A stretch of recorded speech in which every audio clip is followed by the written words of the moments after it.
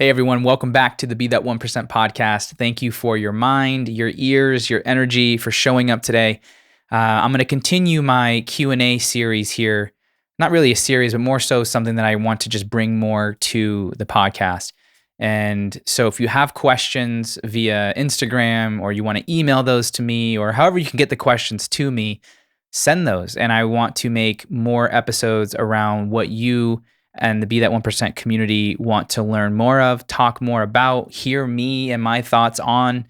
And that would not only help me better craft my content for you, but also help give you some insight and some answers to maybe some questions that you're feeling challenged with or just haven't had the level of clarity that you're looking for.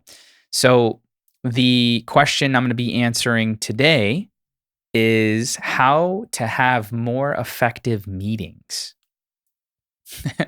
If you're in any sort of leadership position, whether it's corporate or even in your own business, whatever it may be, you will quickly find that as a leader, people want your time, need your time, and a lot of your time gets spent in meetings back to back. And if you're not careful, your whole day can be nothing but meetings. And it can quickly drain your energy. It can stifle your creativity. It can put you in a place mentally and emotionally where you feel burnt out or you just don't feel as motivated to do the work because it's not what you signed up for or it's not as much of what you want to be doing and so many things can happen. And so I'm going to talk a little bit about what I see from the clients that I support and serve and kind of some things that I've worked through with them and what's helped them get through some of these challenges in regards to meetings. And then also maybe some things that you can implement right away after listening to this. So let's talk about why are there so many meetings? It's a common thing that I'm finding with a lot of my clients is maybe 50.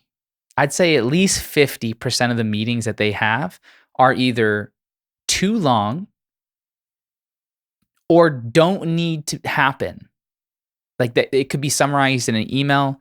It could be had in a 5-minute conversation over lunch or in transit from meeting to office. Like it can be exchanged completely differently, but oftentimes meetings are scheduled for the need of validation or to minimize some fear or insecurity that one or both people in that meeting or group of people in that meeting have toward themselves, others, or the situation at hand. And if there's not a solid framework or there's a lack of intentionality behind the setting of these meetings, they can drag out and everyone loses. Because then the intention behind meetings or the association to meetings becomes, oh, this is boring. This is a waste of time. I don't want to be here, which is what people mostly are thinking about in meetings anyway. So if you can create a tripwire, so to speak, before meetings, a framework while in meetings, and then a way to follow up about the meeting in a more streamlined, effective way, not only are you going to have more time in your day, but you're going to be able to still have a pulse on what's happening inside your company or on your team without all of the active engagement in an unnecessary kind of exchange, aka a meeting. So there is I will drop a little note here on a book that I think might help just streamline email, telecommunications, and even also the way that you speak. And that's called Smart Brevity.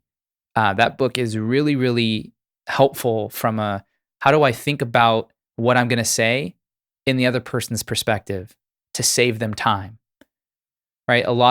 Especially with emails, a lot of the emails that we write are filled with fluff because maybe we don't want to hurt someone's feelings. We want someone to understand our perspective.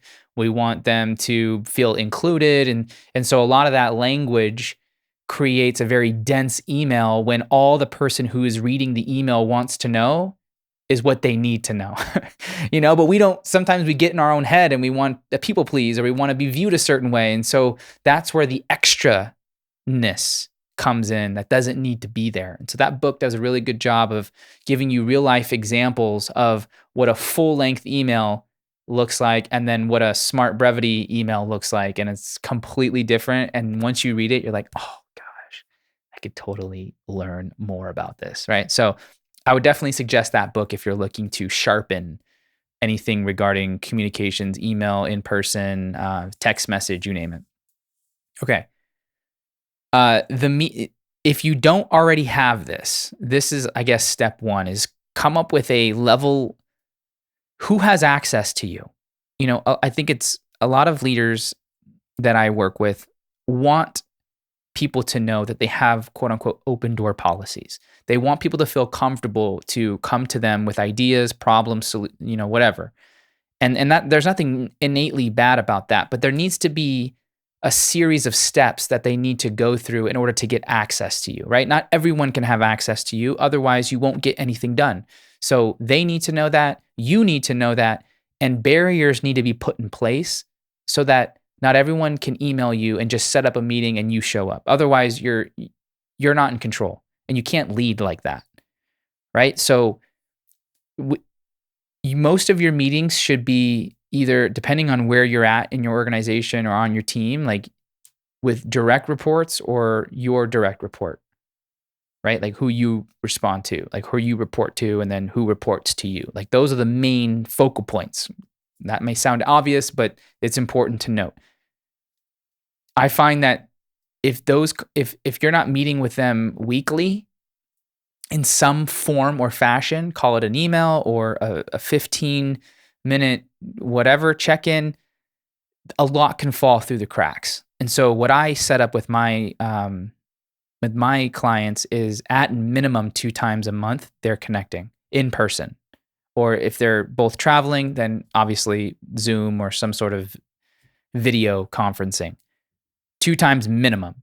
Ideally, I'd love it for weekly, but you got to feel where your time is and what you have, what you want it to be, and what the demands of the company are, because that's going to dictate how often you should meet. But anything outside of that, if you're waiting too long, like one a month, that I don't personally, there's a lot that can drop in between that. I don't suggest that at all. So 2 times a month, bare minimum. 3 times a month, great. 4 times a month, once a week, ideal. These meetings should have frameworks. What's a framework? It means what's the structure of the meeting? Is it free for all? Is it first we open with this, then we segue to this, then we close with this? Any meeting that has structure is naturally going to be more effective than meetings that don't have structures, unless the whole point of the meeting is not to have structure. Maybe it's a creative brainstorming session, fine. But mostly when it's structured, it allows for better use of time, right? So one structure that I have seen great success with one of my clients is something as simple as, what's the problem we're going to be talking about today? That could be leader 1 brings to leader 2 a problem, or leader 2 brings to leader 1, or it's both established that leader 1 and leader 2 have the same problem and they're both bringing it to talk about it with each other. What's the problem? Why is it a problem? What are the proposed solutions to the problem? Who needs to be involved to help solve this problem? And does that solution align with our values, our mission, our vision, and the direction we want the company to go? Just having something similar to that forces people to think through what they're planning on presenting in the meeting in that frame of mind. So they're going to share the information through that lens. And it already prompts them to think through what they plan to share, as opposed to just showing up to a meeting, not really knowing what it's about, not having had thought about what you were going to say or putting it out into any form of organization, and then working through it live, which doesn't allow for extreme depth, as opposed to coming in prepared. And then if it doesn't get talked about, that's one thing, but plan on as if it is. Because then all these minds that are sharpened by what they're bringing now can wrestle with what's the best idea, right? So what's the framework? And do people need to send that to you prior? This is one thing that I know one of my leaders has done. In order to meet with me, you need to answer the following questions before we even set time. What's the problem? Why is it a problem? Who needs to be involved? And what have you done so far? Like whatever it is that you want to know, make that a framework. Send it to the people that usually meet with you and say, this is how we're going to be meeting from now on. Feel free to add whatever you'd like to this, but I'd love for you to send this to me prior so that we have this already premeditated in a way and we can just go deep with what's working, what's not working, what needs to be refined in the time that we've committed. So find a framework, right? Number 3, this is a big one, is enter the meeting with a collaborative mindset so that everyone has an opportunity to challenge an idea and through that accept whatever the best idea is. So many times people will come in with an idea, think it's the best thing in the world because they've spent so much time on it. It makes sense to them. It's logical. Anyone who doesn't agree with this idea is stupid. And then they say the idea and it's met with crickets, or people are like, yeah, we're not going to do that. And then that person becomes resentful. They become bitter. They become defensive and they shut down, they withdraw, and then they question why they're on the team, if they feel valued, they feel like they lost. The whole point was for their idea to win out. And so it became more about who's right as opposed to what's right. And so when you enter with a collaborative mindset, you enter with, hey, I have my idea and I believe in it and I'm going to share it. And then we're going to poke holes in it. We're going to attack it. We're going to do what we got to do to make sure that the best idea outside of, in this meeting that we come up with then gets implemented. And this is what Pixar did so well. And this is why almost every movie they make is phenomenal, because they have these brainstorm, or I think it's brain tanks. I'm blanking on the actual name of it, but they get all these writers in the same room, and the whole point is to tear up, like, it's a metaphor, but like quite figuratively, rip up any idea that is terrible. It's like, that story does not work, and here's why. You creating that character is not going to do this, and it needs to be cut. Or I like that, but I don't like that. Like, they're not shy about sharing what they believe is right or wrong. And none of them take it personally because they've all agreed that that's the best way to produce the best work. I'm going to come in with what I feel is the best that I can come up with. And we're going to use that as a building block, not as the whole castle, a building block to build the best idea that supports the team, the organization, the film, whatever it is that's being created or worked towards, right? And so you may come in and explain your idea, and it may not happen. It doesn't mean that you're any less valuable. It doesn't mean that you're dumb. It doesn't mean that you're stupid. It doesn't mean that they don't care about you.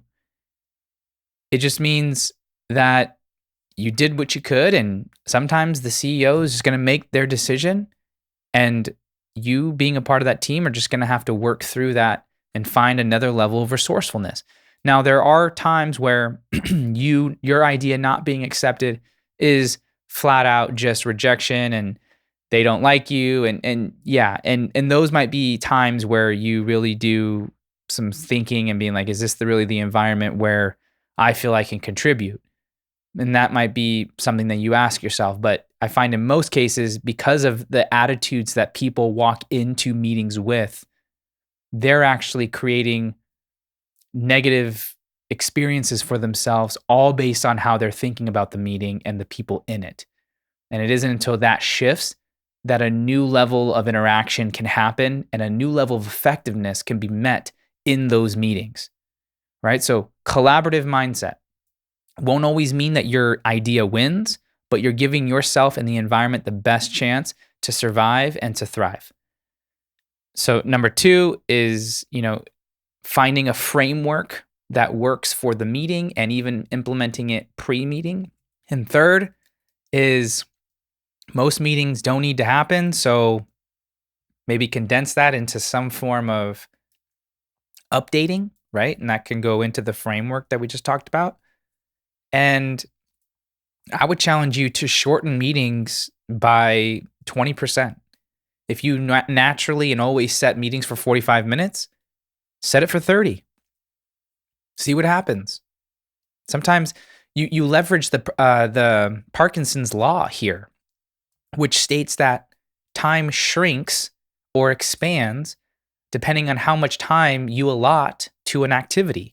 So if I say you have 4 hours to complete task A, and I say that to the same person, but I give them 8 hours to do it, both parties are going to take the amount of time that it takes that I've given them. This is what Parkinson's law states. So if I say, hey, we have 30 minutes, let's make the most of it, people are going to come in with another level of intentionality than if I say, yeah, we got about 45 minutes to an hour. It's more loose, it's more relaxed, and people come in with like I'm not sure what to do here, or they talk longer than they need to. And, I'm all for connecting and finding out things about people and making sure that there's a humanistic side to meetings 100%. I'm the first person to sign up for that. And also finding that balance of where's the productivity and effectiveness. If our role as leaders and our organizations are to provide a solution, a service to someone, and to do that to the best of our ability, our meetings need to reflect that. So it can't be 45 minutes talking about nothing that supports us. It has to be centered around what's going to make us better and stand out to the people that we've committed to serve. So hopefully these mindset shifts and little, simple things that we can do immediately help you become more effective in your meetings at work, on your team, and leverage your time better. Time is finite, 24 hours, right? And it can shrink or expand depending on our emotionality and our mindset towards it. But 24 hours nonetheless. What are you doing with it? And do people value your time because you're making them think through what they want to talk about before they get around you? Key, very important. We train people how to communicate with us each and every day based on what we say, what we ask, what we tolerate, right? And as a leader, we need to set the tone. We need to hold the line. We need to create the standard. And we do that through a lot of what we talked about here. So thank you for your question. I appreciate you. Thank you again for being in the 1% community. And if you have any other questions, please email me. And if you got value from this episode, please send it to someone that you know could also get value, some leader in a company or your friend who's running a team or whoever you feel will benefit. Please send this to them. Help me get the word out. If you haven't done so already, please head over to iTunes, leave me a 5-star review. Would greatly appreciate that. And as always, go out there, be your own 1%. Live life on your terms. Much love.